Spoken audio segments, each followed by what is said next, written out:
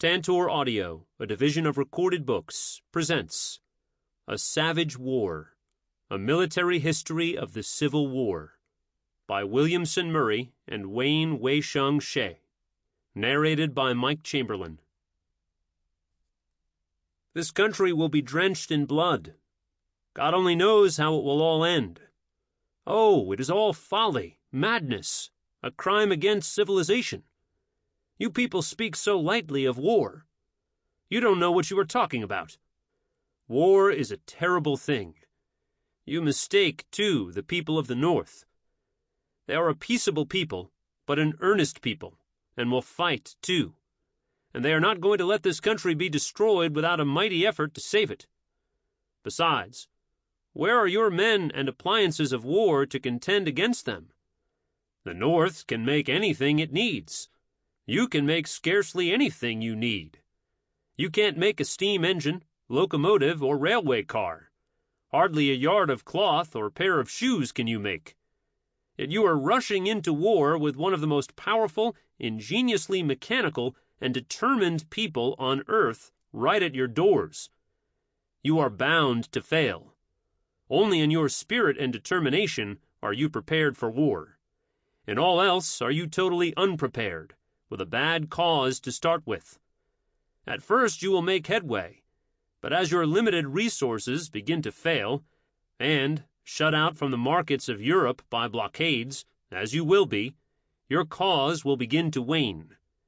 If your people will but stop to think, they must see that in the end you will surely fail. William Tecumseh Sherman, Boyd, General W.T. Sherman, Christmas Eve, 1860. Preface. We have found ourselves interested in the American Civil War from our earliest readings in the past, and that fact explains much about how and why we came to write this book.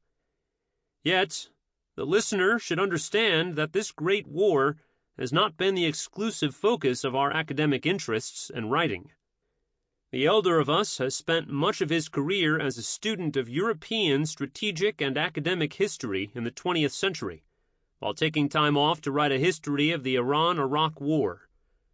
The other is a student of American military history in the 19th century, with a much wider perspective than just the military events that occurred between 1861 and 1865, and whose own dissertation advisors were originally trained as historians of the American South, although both later became important Civil War scholars. Moreover, both of us have had extensive experience with the American military, one as an officer and consultant, the other as a provincial advisor in Iraq. Moreover, both of us, in our various careers as students and teachers at Yale, found ourselves under the spell and writings of Donald Kagan and his examination of the Peloponnesian War and the brilliant account of that catastrophic war by that greatest of all strategic historians, Thucydides. Our Athenian inspiration described his own war as the greatest disturbance in the history of the Hellenes. So too we believe that the Civil War was the greatest disturbance in the history of the Americans, and for that reason deserves the closest attention of those who have inherited this great republic. Introduction.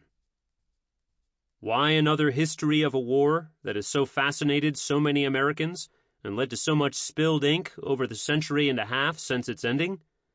Quite simply, as with all great events, new perspectives continue to influence our understanding of the war that ripped apart the American Republic in the mid-19th century.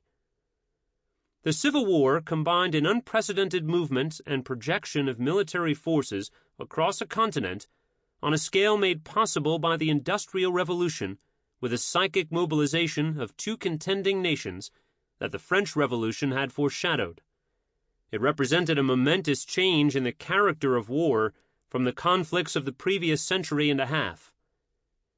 Nevertheless, the American Civil War forms an integral element in the overall development of the Western way of war, influenced undoubtedly by the peculiarities of geography, politics, economics, and intellectual perceptions that shaped the developing nation at that time.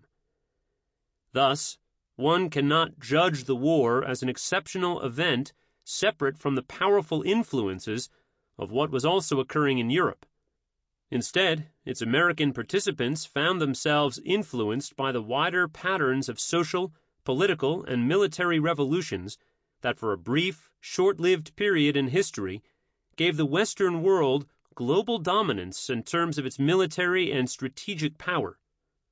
Despite the war's revolutionary aspects, its belligerents, and, most importantly, its leaders, still faced the same inherent uncertainties in armed conflict Thucydides would have recognized over 2 millennia before, and which Clausewitz described as friction several decades before the American conflict. The far-reaching implications of that era of Western military dominance remain with us to this day, even as that supremacy has faded considerably since the end of the World Wars. Indeed, an historically inaccurate belief that Western military dominance came about exclusively from technological changes in warfare continues to haunt American defense policy. Recently, Donald Rumsfeld's vision of network-centric warfare sought to remove much of war's uncertainties through the innovations of late 20th century information and communications technologies, along with the proliferation of precision-guided munitions embedded in new surveillance technologies.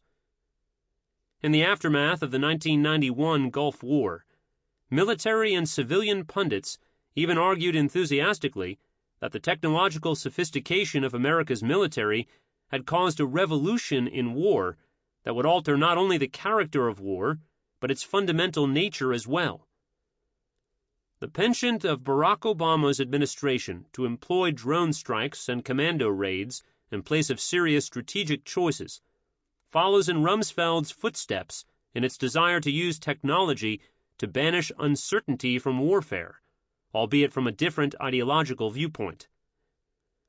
Both Obama and Rumsfeld, as well as too many others, have subscribed to a special conceit of our era, that technological change provides the primary motive force for historical change.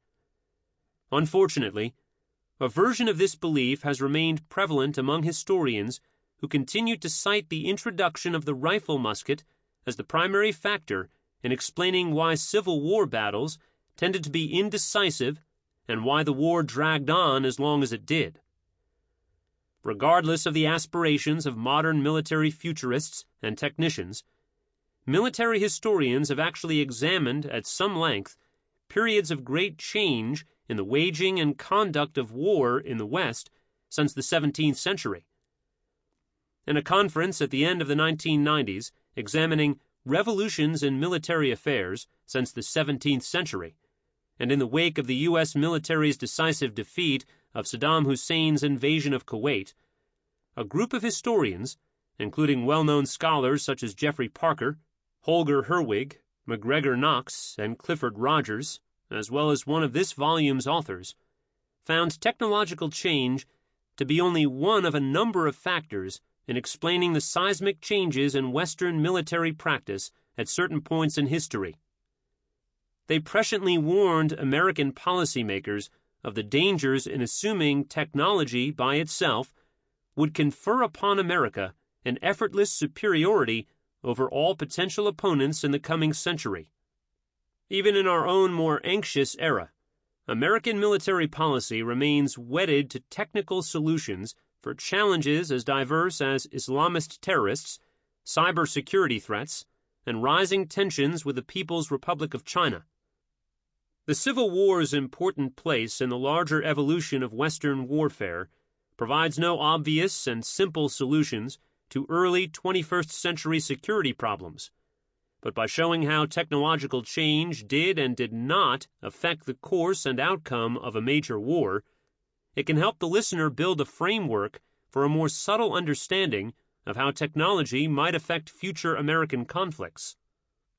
The aforementioned historians also argued that there were two related phenomena driving the increasingly sophisticated and lethal approaches to wars among Western states, which eventually manifested themselves in the Great American Conflict.